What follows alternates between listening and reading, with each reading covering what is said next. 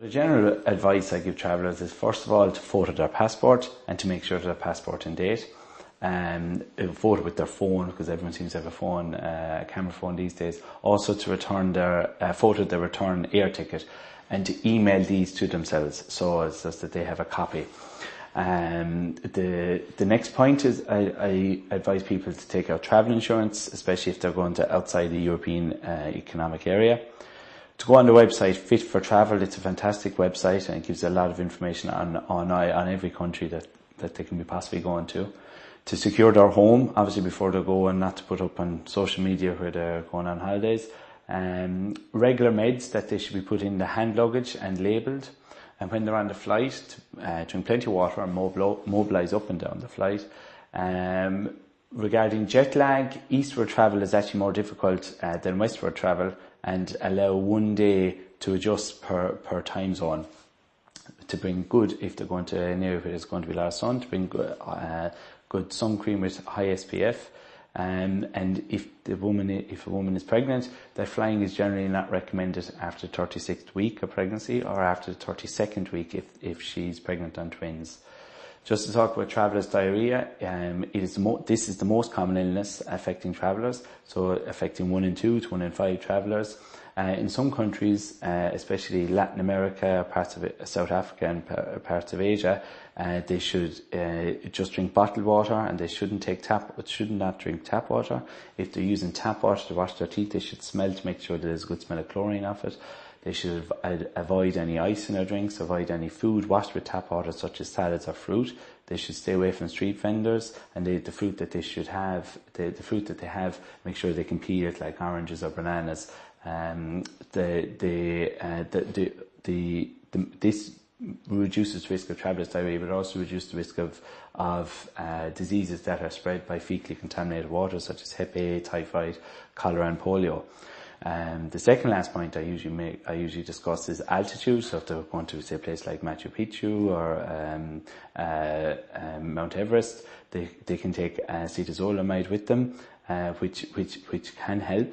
The main symptoms associated with altitude sickness can be very vague. They can have tunnel vision, they can have headache, they can be breathless. The only treatment for altitude sickness is actually descent. Finally, then I talk about mosquito avoidance, which I'll talk about in the next question.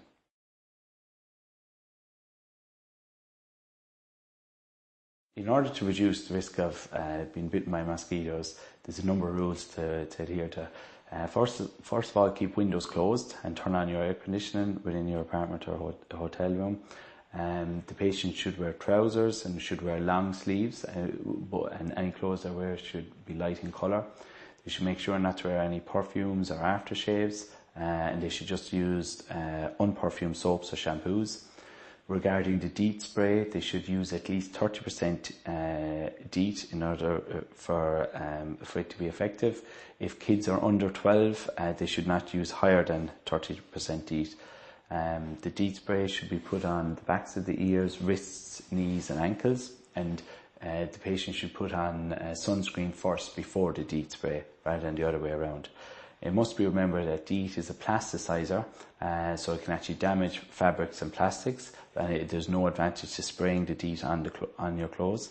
I suppose if a patient is above the 3rd story of a building, the mosquitoes are less likely to bite unless they're brought up. The mosquitoes are brought up by clothes or else by luggage bag. And the final thing about any insect bites is that the bites should be treated early, and the patient should not scratch.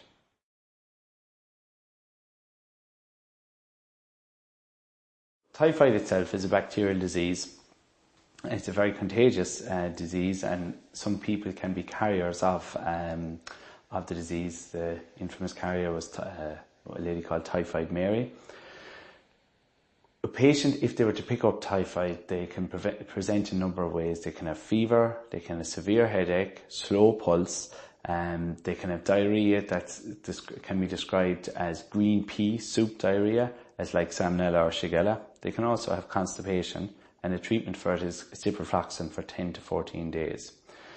Like Hep A and cholera, it is picked up from fecally contaminated water. the typhoid vaccine itself is about 50 to 80% effective, and it lasts 3 years. There's no booster available for typhoid. It can be combined with hepatitis A in a number of vaccinations.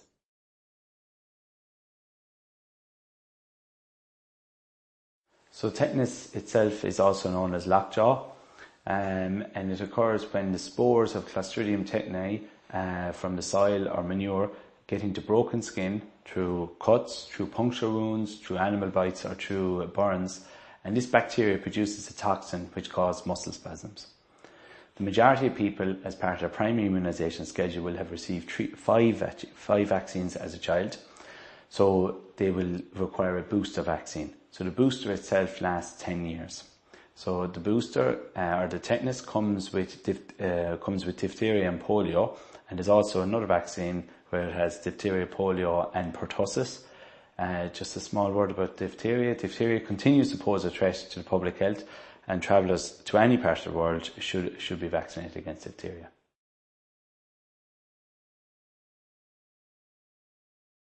Hepatitis A is a viral disease, and it's picked up from contaminated water, fecally contaminated water like typhoid or cholera. It is also picked up from bivalve shellfish, such as mussels, oysters, clams that are undercooked. So there's a risk in rural areas or in areas with low levels of sanitation. It comes as the vaccine itself. It comes as there's two preparations available, and where there's 1,440 ELISA units. If a person gets one shot or one intramuscular injection of this vaccine, they've cover for 1 year, although there is some cover up to 3 years. If they get a booster within 5 years, they're then covered for 25 years for Hep A. There's another preparation which comes with Hep B, and the normal schedule is for day 0, day 1 month, and day 6 months. Now, with this preparation with Hep B, it's actually there's only half of the dose of Hep A in it, so there's only 720 ELISA units. So that means that when they get the 3 doses, there's actually only 1.5 times what they would normally get in the normal Hep A preparation, where they get 2 doses. So even though there's only 1.5 times the dose, it is accepted as full cover for 25 years.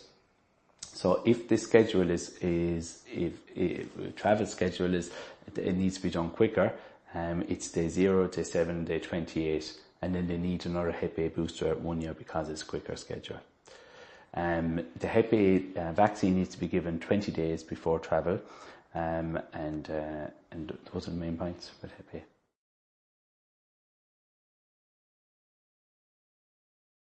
The main website I use to discuss malaria prophylaxis is fitfortravel.co.uk, which lists, you type in the country and it'll tell you whether the person needs malaria prophylaxis or not, and it's always kept up to date.